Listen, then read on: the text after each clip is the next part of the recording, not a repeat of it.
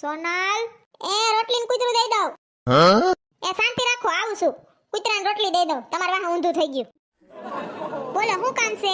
માથામાં જરીક તેલ નાખીને માલિશ કરી દે ને. પણ વાળ તો જોવો તમારા કાટાડી બોયડી જેવા. મારા ભાઈ લાલાના વાળ તો જોવો કેવા સિલ્કી છે. ઈ તો કેવો લાગે હીરો, ને તમે તો એમ લાગો સીથરાનો લીરો.